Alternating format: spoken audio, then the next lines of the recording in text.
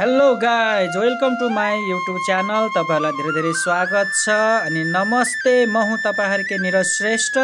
आज म आइपुगेको छु चितवनको नारायणघाट सडकमा, बजारमा। तपाईहरुलाई यो बाटो कस्तो छ, के कस्तो छ तपाईहरुलाई देखाउने छु। हेर्नु होला, तपाईहरुलाई यो अवगत गराउने छु कस्तो के कस्तो छ। हामी आइपुगेको छौं यहाँ घुम्नको लागि।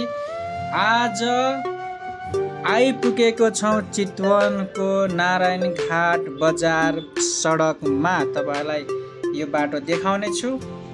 तपाईहरुलाई के कस्तो लाग्छ कमेन्ट गरिदिनु होला। अब यो बाटोहरु सुरु भयो, हेर्नुस् है त। अब कस्तो रमाइलो हैन, कस्तो आनन्द, कस्तो हरियाली भएको यो बाटो हैन, कस्तो राम्रो बनाएको छ नारायणघाट बाटो। धेरै नै राम्रो छ, धेरै नै सफा सुन्दर हैन।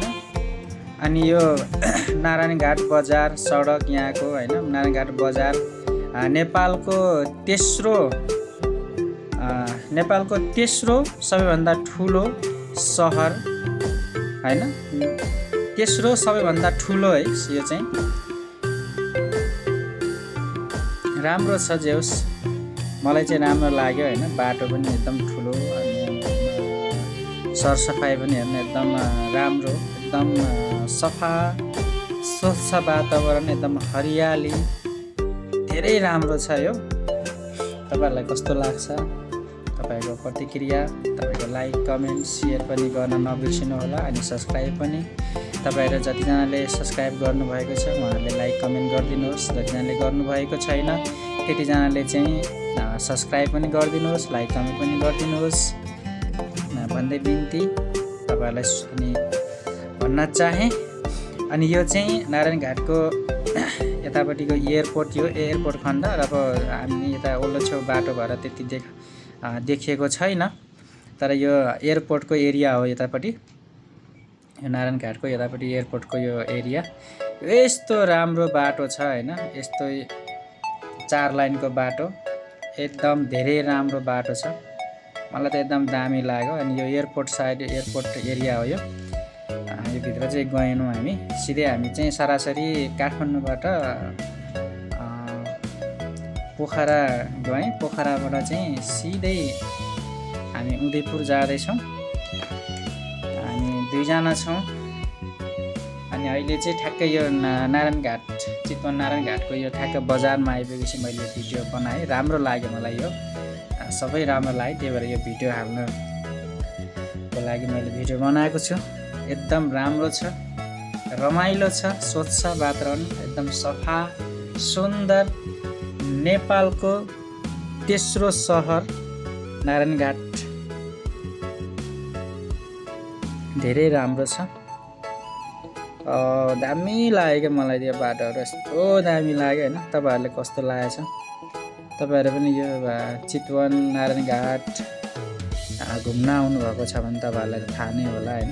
तपाईहरु अहिले चाहिँ एकदम राम्रो यो बाटोमा। पहिला नाइट गाडीमा हिँड्थेँ, अहिले चाहिँ धेरै भयो, कम्तीमा पनि यो बाटो नहिँडेको म लगभग 10 वर्ष जति भयो हैन। 10 वर्षको अन्तरालमा यो बाटो हिँड्दाखेरि अहिले हामी चाहिँ बाइकमा छौँ। अनि यो बाइकमा यसरी आउँदाखेरि चाहिँ आमा यस्तो राम्रो बाटो लाग्यो कि मलाई। 10 वर्षपछि यो बाटो हिँडेको धेरै राम्रो लाग्यो। हामी चाहिँ पोखराबाट सिधै पोखरा, मुगलिन, नारायणघाट हुँदै, हेटौडा हुँदै हामी चाहिँ सिधै उदयपुर जाँदैछौँ आज। धेरै राम्रो लाग्यो यो बाटो। यति चोखो यति मिठो दिउँला तिमलाई माया, बिर्सने छन् साराले पुराना प्रेमका कथा। हो पूर्व पनि नजाने भो, पश्चिम पनि नजाने भो, बिचैमा बस्यो नारायणघाट। हो बिचैमा बस्यो नारायणघाट। नारायणघाट मुगलिङ सडक, पूर्व पश्चिम राजमार्ग, यति राम्रो सुन्दर, यति कति दामी, धेरै राम्रो छ हैन, रमाइलो छ। आनन्द कति ठुलो क्या यो नेपालको तेस्रो सहर होइन नारायणघाट राम्रो छ। नारायणघाट बजार चाहिँ हामीले माथि नै छोडेर आयौँ। यो चाहिँ नारायणघाट तल्लोको होइन यतापट्टि पूर्वपट्टिको बाटो भयो। धेरै राम्रो छ, यस्तो सफा यस्तो सुन्दर नारायणघाट बजार राम्रो छ। मलाई चाहिँ राम्रो लाग्यो है।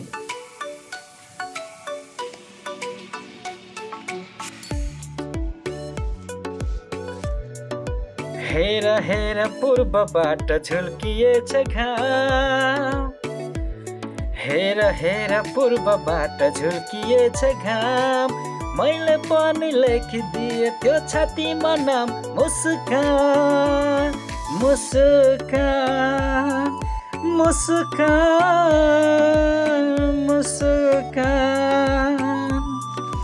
खासै स्वर त छैन, त्यही भने यसो गुनगुनाउन मन लाग्छ कहिलेकाहीँ होइन, घरिघरि।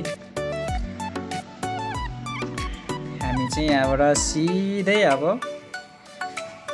यो चितवनको जङ्गल आउन लागे जस्तो छ होइन। धेरै रमाइलो छ। अब बिस्तारै म चाहिँ बाइक धेरै स्पिडले पनि कुदाउँदिनँ, बिस्तारै मेरो लिमिटले कुदाउँछु होइन। स्पिडले कुदाएर पनि के गर्नु छ र होइन, भोलि गएर एक्सिडेन्ट यताउति भयो भने गाह्रो हुन्छ। ठिक्क लिमिटले कुदाउनुपर्छ। लिमिट भने 50-60को स्पिडमा कुदाउँछु म चाहिँ, धेरै कुदाउँदिनँ। धेरै कुदायो भने भोलि गएर एक्सिडेन्ट हुन्छ, गाह्रो हुन्छ। लिमिटले कुदायो भने पनि त अब 2 घन्टामा पुग्ने ठाउँमा अब 3 घन्टा 4 घन्टा लाग्ला होइन। तर बिस्तारै जान्छु म चाहिँ। अब हरियाली, यो वन जङ्गलको हरियाली आयो, राम्रो छ जे छ। अब हामी चाहिँ यो मुगलिन नारायणघाट बजार चाहिँ छोडेर हामी जङ्गलतर्फ अब हेटौडातर्फ जाँदैछौँ। यो चाहिँ चितवन कटेको छैन अझै, निकै चितवन त धेरै ठुलो छ। तर यता नारायणघाट बजार जस्तै पनि यता पनि त्यस्तै बाटो बनाएको भए त अझ कति राम्रो हुन्थ्यो होइन, धेरै राम्रो हुन्थ्यो। यता चाहिँ अलिक पहिलाको जस्तो बाटो त्यस्तै रहेछ। त्यही बजारहरू मात्रै ठुलो बनाएको रहेछ। यहाँदेखि चाहिँ सानै रहेछ होइन, त्यस्तै